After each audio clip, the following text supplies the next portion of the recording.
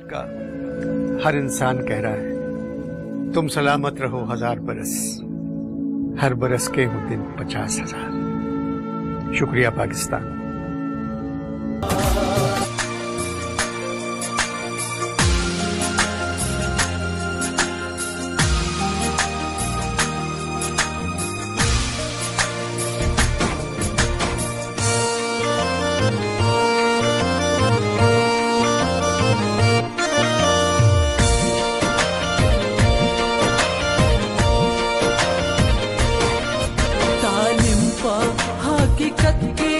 असल रास्ता सदाकत दे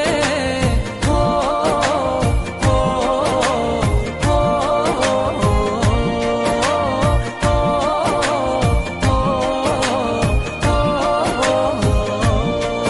तालिम पा हकीकत की असल रास्ता सदाकत दे खुदीदा हम हयादा हम मफहूम दा शराफत दे खुदीदा हम हयादा हम मफहूम दा शराफत दे खुदीदा हम हयादा हम मफहूम दा शराफत दे दा आमन जमानत दे दा आमन जमानत एजुकेशन د خیبر پښتونخوا ایډیشنل سیکرټری ارشد خان دی تاسو د سکول د سټاف د پرنسپل تاسو تعلیمي معیار څنګه دی په دې حواله تاسو سره یو څو خبرې کوي. بسم الله الرحمن الرحیم. السلام علیکم. تاسو څنګه یې او څنګه سکول مو څنګه رښتیا وایي او تاسو ټول تر حکومت د طرف نه کتابونه ملو شوي د کله دا کتابونه تاسو ملوي دا نو ته ملو شو نه په تیرو کوم پلاسونه څو کال نه ملو شوي ها عندنا حاجه تكشف بس هي انا هم بلاس ما شاء الله تقريبا لس كانوا بالكل ها ډېر خبره بچا دا حکومت تاسو کتابونه درکړي دي مور پلان د جامع پیدا راغستې دي نن بس تاسو پلاران څوک بتلی څوک د کورا خي او پیسې وسري خو په خپل وجرو کورو کې ناسي خو زموږ علاقه د شې چې د غریب علاقه ده تنګ علاقه ده کارخانه پکې نشته روزګار پکې دون نشته نو عموما زموږ مشران چې نه غزاران مهنت مزدوري کوي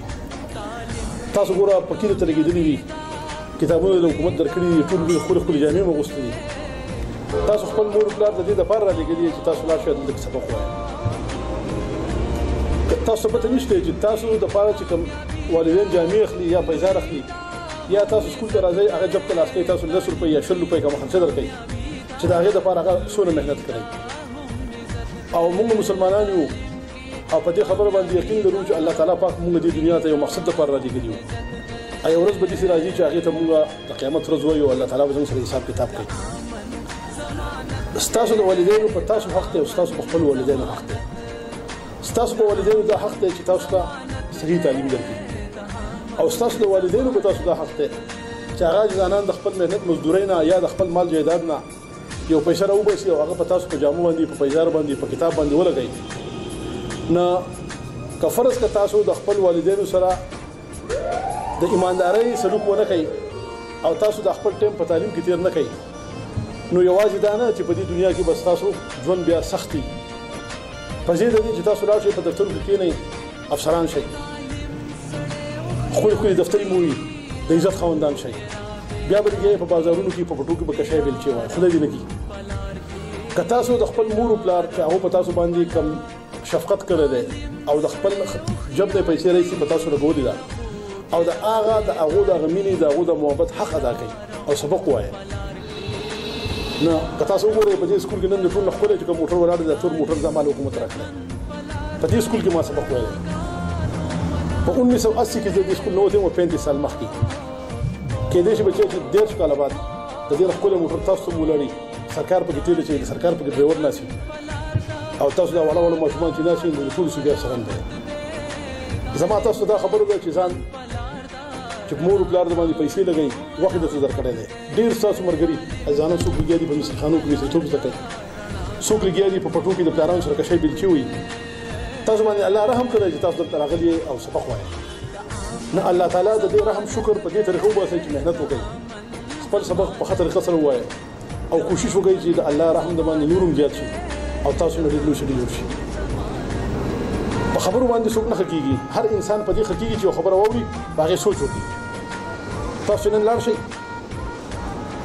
نو سوچ وکړئ چې آیا تاسو پر روان ژوند کې څه جوړې د غواړئ دا جوړې د غواړئ چې لاړ شئ چې په بازار کې بوجي چوتي کوي پر دې کورونو آباد کوي خټي کټي وکړي او کنه اوس دې څه زما تاسو ټول لاړ شئ او دغه تکتور موټر وای نه په دغه شان موټر کې ناسې په هاي عزت سره ګرځي خلک د سلام کوي مور پلار د باندې خوشاله د چا سره خېګړه کول شي او په ورځ د قیامت باندې مور پلار وایي چې او زما بچو ما په پیسې لګولې کوم اولاد زما د هغه کم شفقت چې د هغه مالا جوابدار کړو چې د کار کړو د مهنت کړو او د په وجه بیا چې کړه بوډا شوم نو زه ډېر په آرام وم او زما خدمت مې وکړ